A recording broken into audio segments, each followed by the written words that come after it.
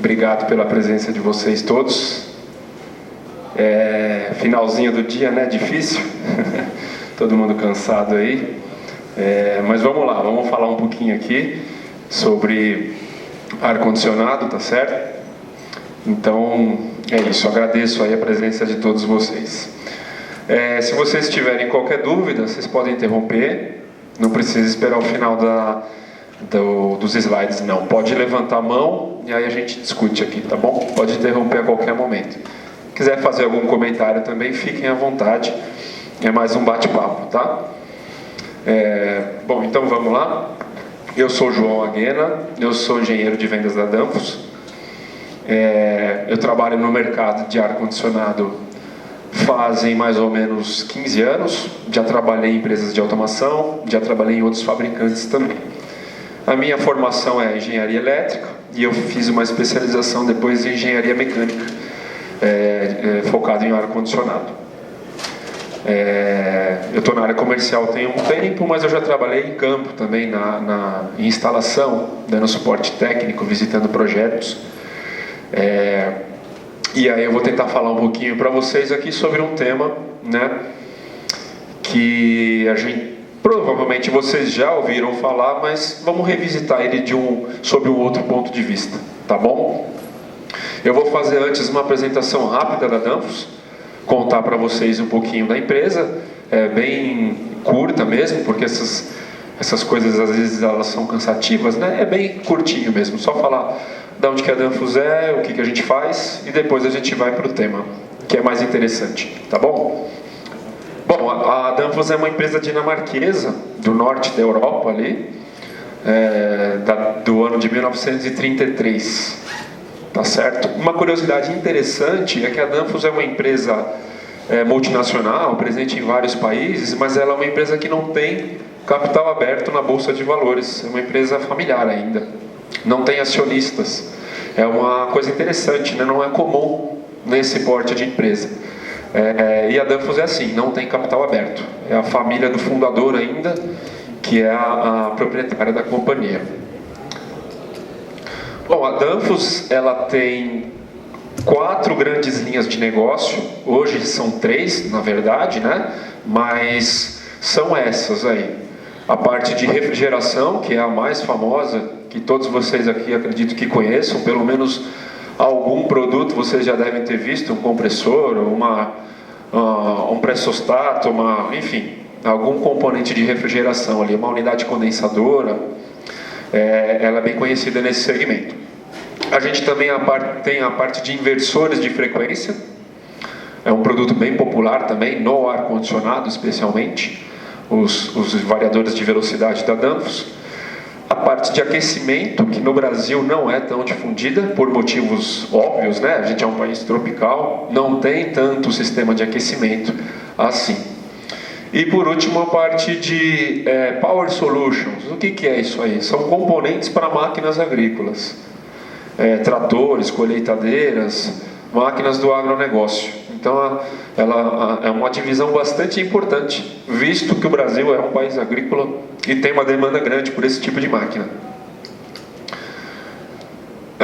Recentemente, as divisões de heating e cooling se fundiram e criou-se uma nova divisão chamada Climate, Danfoss Climate Solutions. É a divisão onde eu trabalho hoje. E aqui temos as nossas participações, né, nos diferentes segmentos. A gente está ali entre as maiores empresas dos segmentos onde a gente atua, em termos de participação de mercado. E aí, o quanto que cada uma delas representa dentro da Danfoss. Então, a parte de Climate, que está ali no meio, é a principal. 43% do número da Danfoss vem da divisão de Climate Solutions. Beleza? Bom, a empresa era isso, é uma coisa bem resumida, só para vocês saberem o que a gente faz. E agora vamos falar um pouquinho do tema, né? Antes eu só queria mostrar que esse número não é necessariamente super preciso, mas ele também não é tão impreciso assim. Mais ou menos 20% da energia elétrica gasta no Brasil está nos edifícios comerciais, né? Então, assim, boa parte de vocês aqui atua ou já atuou, né, em edifícios comerciais. E o tema da apresentação hoje tem a ver com isso. Por isso que é legal destacar essa informação. Então, 1/5 da energia elétrica gasta no Brasil está nos edifícios comerciais. De novo, esse número ele é extremamente preciso? Não, mas a ordem de grandeza não foge disso, tá? E aí, dentro, já que aqui a gente está no ENTRAC, que é um evento de ar-condicionado, esse número também varia, mas mais ou menos 50% varia de acordo com o tipo do edifício, o tipo de instalação, a carga térmica, mas grosso modo 50% da energia de um edifício é utilizada para o ar-condicionado. De novo, varia, dependendo se é um prédio todo envidraçado, a carga térmica com certeza é maior do que num prédio que tem menos ar envidraçado. Enfim, mas grosso modo 50%. Se você faz uma multiplicação aí, você vai ver que 10% da energia gasta no país está em ar-condicionado do tipo central, né? Ah, está errado esse número. Tudo bem que ele esteja um pouco errado, mas é uma fatia importante da energia do país, 10%, né? Então aqui nós, como profissionais do setor, somos corresponsáveis por os sistemas gastarem mais ou menos, né? A gente tem a nossa parcela de contribuição. Nós atuamos nesse segmento.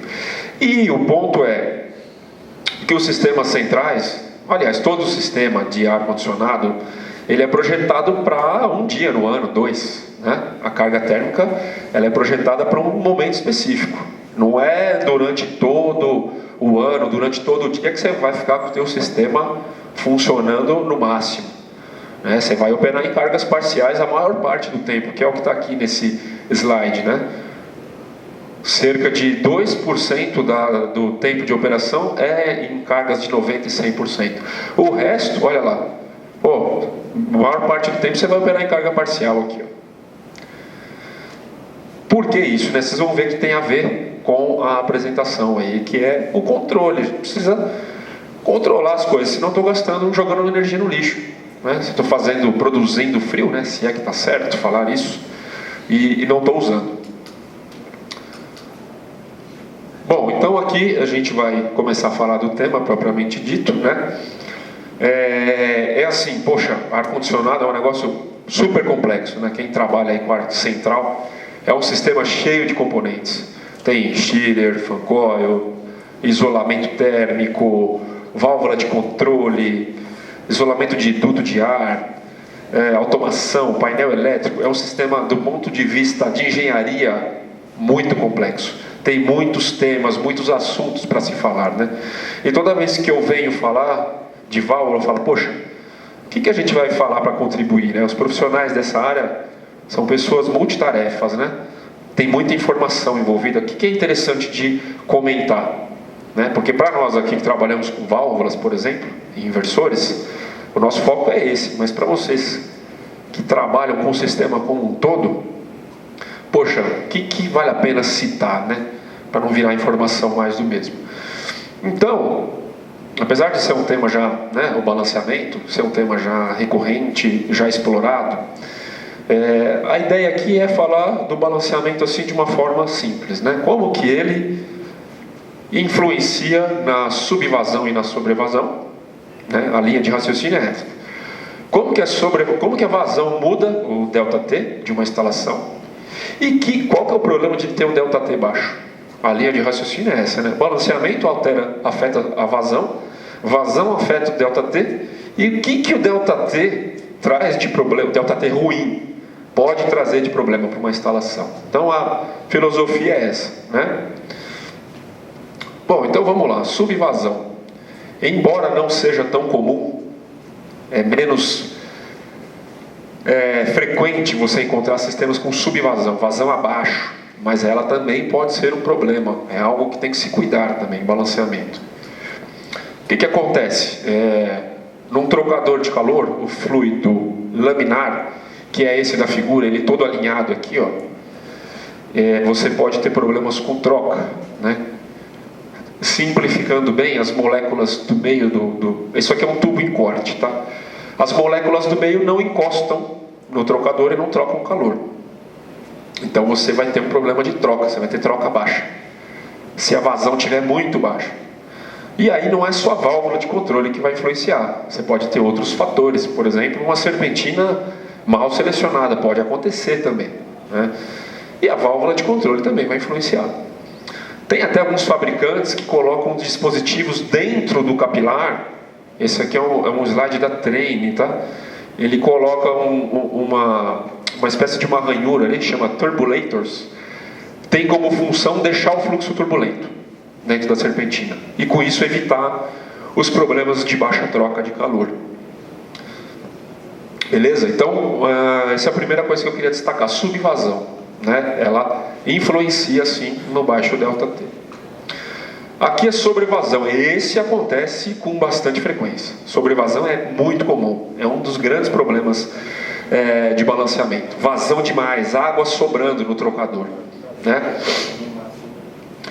E o sistema hidrônico, ele tem uma característica que é a seguinte: ele é extremamente chato com vazão. Vazão de menos, vocês viram aqui que dá problema, e vazão de mais também dá problema. Os sistemas hidrônicos são exigentes. Você tem que ter a vazão certa, nem mais, nem menos. Aquele ditado, é melhor sobrar do que faltar. Não funciona muito bem aqui. Bom, um dos grandes problemas da sobrevasão, a gente vai chegar no ΔT, mas no caminho ela causa um problema que é a bomba de água gastando muito mais energia do que deveria. Se por algum motivo você tem um problema de vazão, seja lá qual for, então você está mandando mais água do que deveria. E o balanceamento é uma das razões. Vamos imaginar que você tem uma vazão que está com o dobro daquela que foi especificada. A sua energia não vai ser o dobro. Ela vai ser uma razão cúbica da tua vazão. Então, se você tem o dobro, você tem vazão vezes 8, né? Dobrei a vazão, 2 elevado à terceira, 2 elevado ao cubo dá 8. Então a sua energia multiplica por 8 o gasto energético que você tem. A sua bomba está gastando vezes 8. A tua vazão é vezes 2, mas a bomba é vezes 8, a energia elétrica. Um detalhe, isso vale para escoamento turbulento, essa lei da afinidade, tá? Para escoamento turbulento. Para escoamento laminar, isso não é válido. Para escoamento turbulento, sim. Então, o primeiro ponto aqui do balanceamento é que a sobrevasão vai te fazer consumir. Isso vale para ventilador também, tá? Ventilador de ar. Mas a gente está falando de água aqui. Então, o primeiro ponto é: vazão demais vai te cobrar um preço altíssimo na bomba de água. Então é muito importante você, não estou nem falando da troca de calor por enquanto, da bomba. É importante você que trabalha no segmento, você que de alguma maneira tem algum envolvimento com isso, entender e ver, poxa, será que eu estou com sobrevasão? Se eu tiver, eu tenho que ter ciência que o meu sistema está sendo pouquíssimo eficiente. Aqueles 10% lá que a gente falou, que o ar-condicionado gasta, eles vão ficar comprometidos, vai gastar mais, né? Então essa é a primeira coisa que eu queria comentar com vocês. Bom, então vamos seguir. A gente falou que o primeiro problema da sobrevasão é a bomba gastar muito, né? Agora, como que a sobrevasão vai afetar o ΔT? Bom, é o seguinte, vamos tentar resumir esse gráfico. Isso aqui é um gráfico de um trocador, tem duas informações aqui. No eixo X, no eixo aqui de vazão, aqui embaixo, vazão máxima, não importa a unidade aqui, tá? E aqui nós temos a troca de calor em função da vazão. Ou seja, vou aumentando vazão, vou aumentando troca de calor, né? Acompanhe aqui a curva azul, ó. Vazão vai crescendo, troca de calor vai aumentando. Chega num ponto que você vai aumentando a vazão e eu não vou conseguindo tirar mais energia do ar. A serpentina satura, olha só. Olha a diferença do ponto 1 para o ponto 2 de vazão. Eu estou com 20, pulei para 40. 20 para 40, dobrei a vazão entre ponto 1 e ponto 2. O que aconteceu com a troca térmica? Foi de 0,8 para nenhuma, 0,8 para 0,9. Então eu dobrei a vazão, 100% de aumento de vazão. E quanto que eu aumentei de troca térmica? De 8 para 9 dá 12, 13%. 100% de aumento de vazão para 15% de aumento de troca térmica. É uma conta que não compensa, né? E, em contrapartida, a gente está falando de ΔT, né? Estamos falando de troca térmica. Olha o que acontece com a curva laranja, que é o ΔT. À medida que eu vou aumentando a vazão... E... voltou? Foi. À medida que eu vou aumentando a vazão, o ΔT vai caindo, né? Eu vou tendo menos troca, curva azul, e o ΔT, diferença de temperatura, vai diminuindo. Então, uma coisa está associada à outra, ou seja, sobrevasão implica em baixo ΔT. Tá? Além da bomba gastar mais, aqui ó, lembra do exemplo da bomba que eu acabei de falar, 20 para 40, eu aumentei, dobrei a vazão, aumentei a energia vezes 8. E o que aconteceu com a troca térmica? Aumentei 10% de troca térmica. Então eu estou gastando 8 vezes energia elétrica para aumentar 13% de troca térmica, né? E o que eu estou fazendo com o ΔT? Diminuindo, né? Então olha só como a sobrevasão, vazão demais, cobra caro do teu sistema, né? Você já está gastando energia na bomba e diminuindo o ΔT da instalação. Pô, qual que é o problema de um baixo ΔT, né? O que importa o ΔT? O que ele vai afetar? Uma coisa bem básica aqui, né? Então você tem lá os sistemas de vazão de ar-condicionado são projetados para um ΔT X. Varia lá, 5 graus, 7 graus, depende do projeto. 5 graus é mais comum, né? Se eu não atinjo o ΔT que foi projetado, aquele chiller que você tem lá na sua obra, lá, aquele chiller aquela centrífuga caríssima de 500 TR, 1000 TR, se o teu ΔT está metade, aquele chiller que você comprou de 500 TR, ele não tem 500, ele tem 250. Isso é matemática, né? Aqui tem um exemplo ridículo, né? Um chiller de 500 TR aqui, ó, com ΔT, se você diminui, a capacidade da máquina diminui. Tá? Então assim, é fundamental você maximizar isso.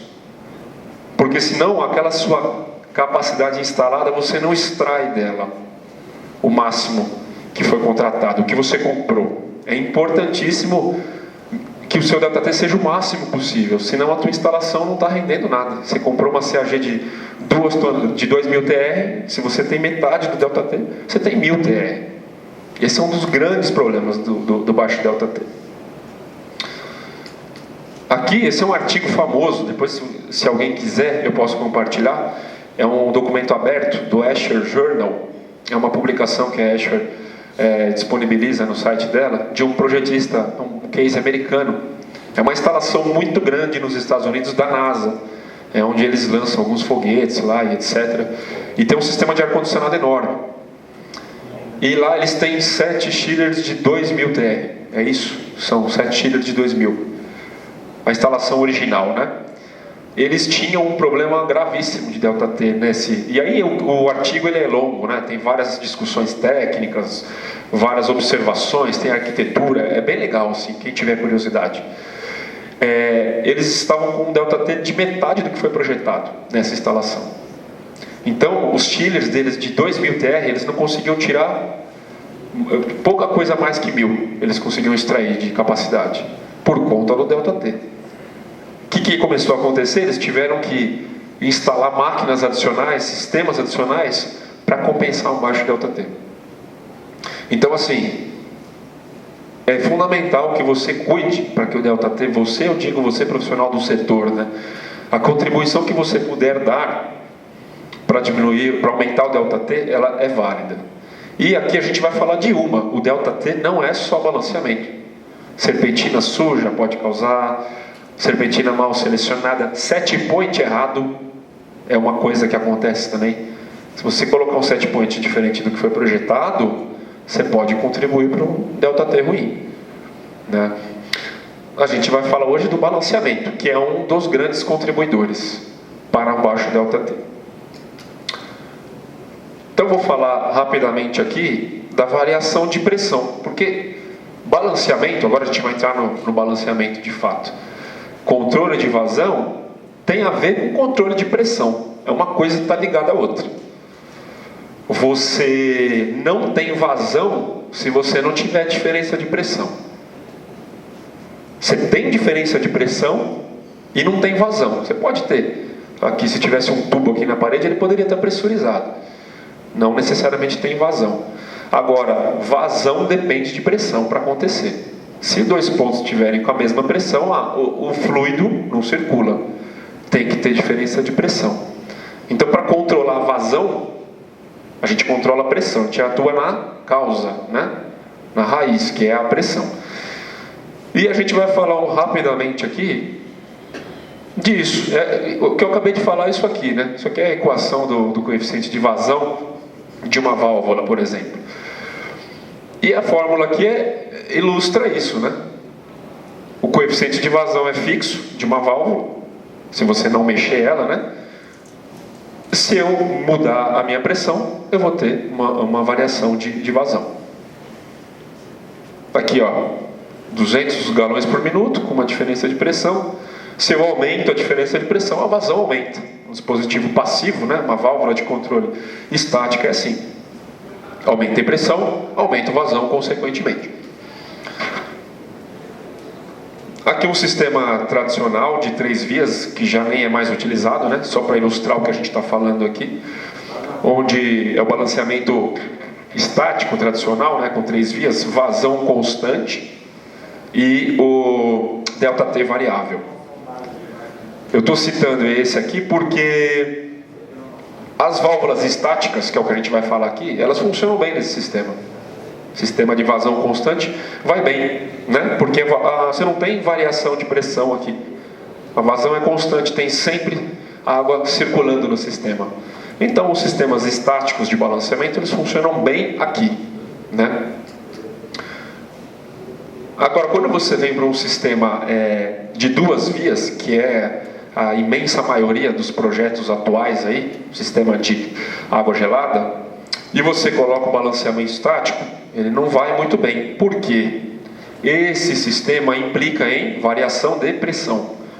Você vai ter ao longo da tua instalação diferentes níveis de pressão, né? E se você tiver uma pressão que está fora daquilo que você gostaria, o que você vai ter? Vazão fora daquilo que você gostaria, tá?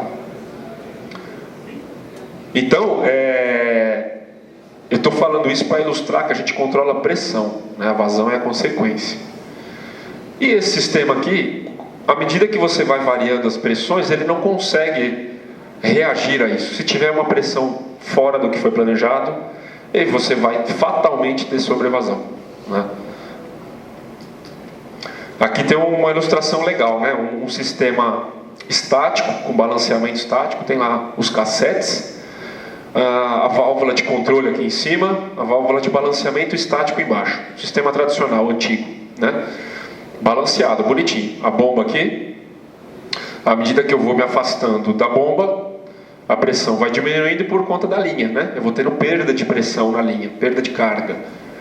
Na última, é bem simplificado, tá, gente? É bem para ser didático. Na última válvula, no último trocador, eu vou ter uma pressão menor. E aqui está balanceado. O que vai acontecer? Essa válvula que está mais perto da bomba vai estar mais fechada. Você, quando fez o balanceamento, foi lá e restringiu mais ela. Tem mais pressão ali, né? Então eu preciso restringir para que ela compense essa diferença de pressão. Então, essa pressão extra aqui vai ficar nessa válvula de balanceamento. Então está todo mundo com a vazão ok, todo mundo com a pressão certinha, né? Então se eu tiver no primeiro trocador essa pressão, a vazão vai estar ok. Se eu tiver no último trocador essa pressão, a vazão está ok. As válvulas estão ajustadas para isso.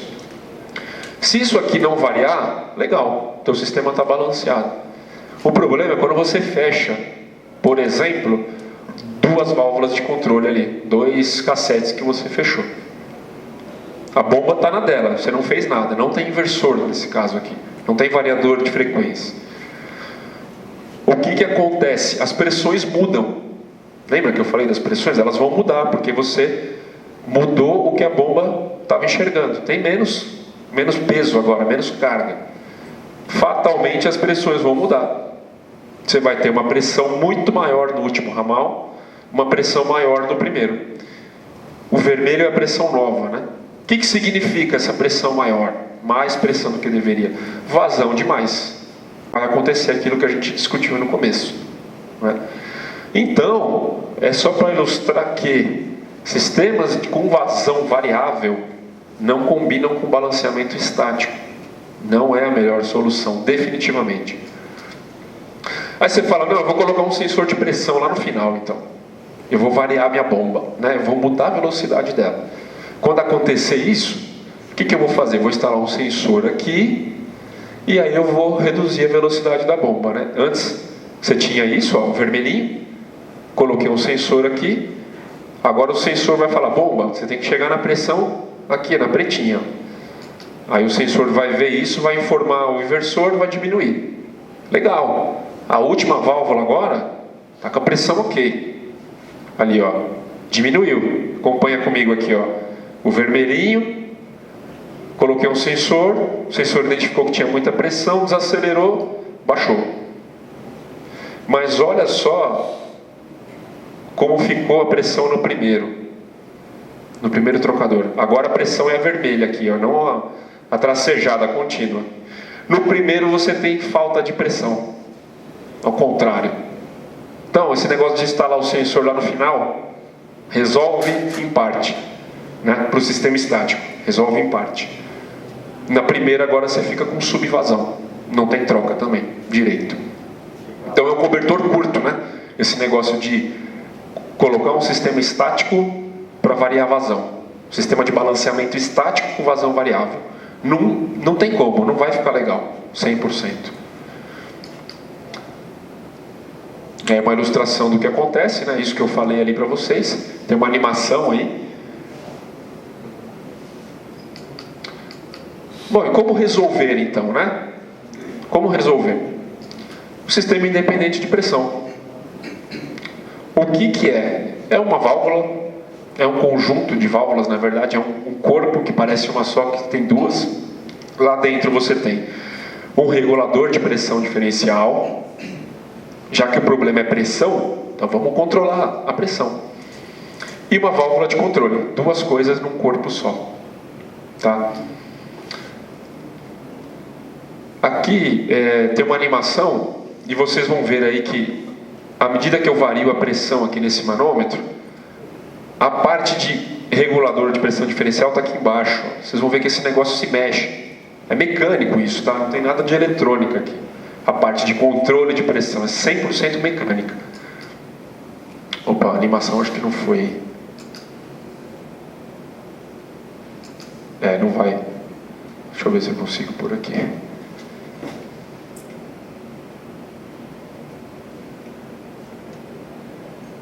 Ali, ó, tá, não sei se vocês conseguem observar, a pressão está variando e o diafragma está mexendo aqui. Ó. Então, esse cara aí, quando você tiver variação de pressão na linha, o que ele faz? Ele compensa. Ele abre ou fecha, de modo que a pressão, independente do que você tem na linha lá, a pressão em cima da válvula vai ficar sempre igual. Se a pressão é a mesma, se eu não mudo a pressão, lembra da forma lá do CV? A pressão é a mesma, a vazão vai ficar controlada, né? Então a solução é essa, eu regulo, controlo a pressão da válvula. Aqui tem um esquemático de como ela é por dentro. Aqui a válvula de controle, ó, que tem um motorzinho, é quem vai regular com o atuador. E aqui a válvula reguladora de pressão, ó. Ela mede, é mecânica essa válvula, ela mede a pressão aqui em cima e fica se mexendo o tempo todo. Então o diferencial de pressão aqui vai ser constante. Excesso de pressão, onde é que ele cai? Ele fica aqui em cima. E esse cara aqui trabalha folgado, a válvula de controle sempre com a pressão constante. né? Independente da pressão da linha. Por isso que a gente fala válvula independente de pressão. Pressão na linha pode variar. Pode estar acontecendo uma desgraça de pressão aqui para fora. Para a válvula de controle, está sempre a mesma coisa. E se aqui está garantido, a tua vazão fica limitada. Se você não deixa a pressão aqui crescer, quem vai mandar na vazão é somente o atuador. A posição que você colocar o atuador vai ter a vazão necessária para o trocador. Aqui tem o funcionamento do diafragma, aqui, ó, em posições diferentes, né? Aqui ele aberto, aqui ele fechado, aqui ele numa posição intermediária, em corte lateral, né? E é um produto extremamente simples, não tem nenhuma complexidade, ele é plug and play, você instala, escolhe a vazão de projeto e acabou, não tem mais o que fazer. Tá? É uma solução simples, barata, você instalou ali, acabou, está resolvido. É um pouco diferente de outras tecnologias de balanceamento eletrônico, pelo seguinte, aqui você tem duas válvulas, cada uma fazendo uma coisa. Uma válvula cuida da pressão, única e exclusivamente, regula a pressão. E a outra válvula cuida só do controle. Né? Os sistemas eletrônicos não. Os sistemas eletrônicos têm uma válvula que faz as duas coisas. Ora ela cuida da pressão, ora ela cuida da vazão. Ela fica perdida, controlando e limitando vazão. Controlando e limitando vazão. Fica correndo atrás. Aqui não. Uma válvula garante pressão constante e a outra só faz o controle em paz. Aqui tem o gráfico, né? A partir de uma pressão mínima diferencial, que tem isso também, você precisa ter um pouquinho de pressão mínima. Garantiu isso, aqui ó, a pressão variou e a vazão ficou constante. A pressão em cima da válvula oscilou, está crescendo aqui, ó. A vazão na válvula não muda, tá? E essa faixa é bastante grande, ela começa em 16 kPa, vai até 600 kPa de diferencial, é bastante coisa. Diferencial, não é manométrica. 600 kPa dá mais ou menos, que são 6 bar de diferencial. É bastante pressão. Aqui tem de novo a animação. E é isso, é uma coisa plug and play, não tem nenhum trabalho. Você instalou a válvula, setou o disco de vazão, está resolvido. Tá? Eu vou falar só um pouco de produtos agora.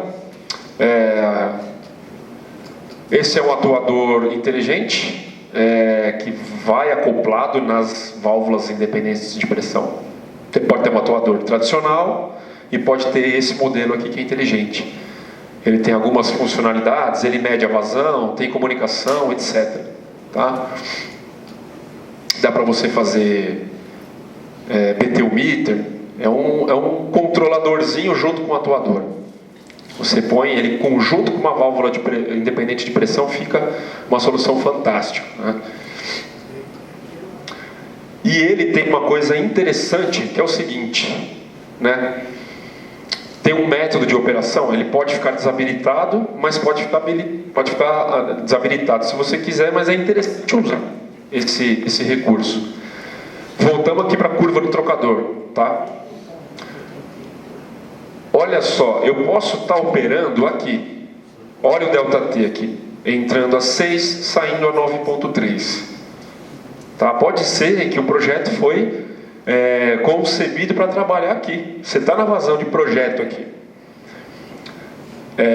Mas olha o ΔT, está 3 graus e pouco, né? E estamos naquela situação que eu falei. A vazão está bastante grande, ó, 160% aqui. O ΔT não está tão bom. O que esse atuador pode fazer? Se você habilitar ele tem sensores diferenciais de temperatura, são opcionais. Você pode falar para ele o seguinte, ó, eu quero trabalhar com o máximo de ΔT que essa serpentina pode me dar. Ele tem um processo que ele faz uma busca e ele vai passar a operar no ponto de máximo ΔT. De repente, essa é a vazão de projeto, não necessariamente é a melhor para você trabalhar. Você pode falar para o atuador, eu quero trabalhar com economia de energia, eu quero que você busque um ΔT melhor. Ele pode sozinho chegar e vir para esse ponto aqui, para operar. Que é mais interessante, né? Ó. Você aumentou o seu ΔT e diminuiu a sua vazão. Você está fazendo a bomba trabalhar menos e está com a mesma troca térmica. Tá? Isso é uma coisa importante, tem que se analisar. De repente é interessante botar ele para trabalhar nesse método. Aí a automação pode até falar: olha, você está em 80% da posição da tua dor aí, abre mais. Aí ele vai falar: para que eu vou abrir mais? Eu já estou num ponto ótimo. Se eu abrir mais, eu vou aumentar minha troca em 10% só e vou aumentar minha vazão em 60%. Compensa? Compensa. Então eu fico aqui, ó. Se você quiser, você pode também falar para ele, chega no máximo: não, eu preciso dos 110% aqui, mesmo que a bomba gaste um monte de energia. Mas em muitos casos é mais interessante trabalhar aqui, na grande maioria dos casos. Habilitar o controle por ΔT, né? E aí o atuador vai buscar isso, uma região de maior eficiência. Esse aqui também é um outro produto que a gente está trazendo, aí já não é tão novidade assim, né? Mas é um cavalete pronto de válvula independente de pressão. Já tem as válvulas de corte, o filtro, o dreno, o isolamento. É um negócio bacana, assim, que facilita bastante a instalação. O acabamento fica bonito, fica limpo. E já vem com a válvula aqui independente de pressão. Muito legal para unidades terminais, né? Hospitais, fancoletes hidrônicos. E as capacidades são pequenas por enquanto também. Vai até, se eu não me engano, 2.000 litros por hora. 2 metros cúbicos por hora. Aqui 1.900. Aí tem uma foto dele instalado, né? Sem o isolamento. Fica bem bacana, o acabamento realmente fica legal.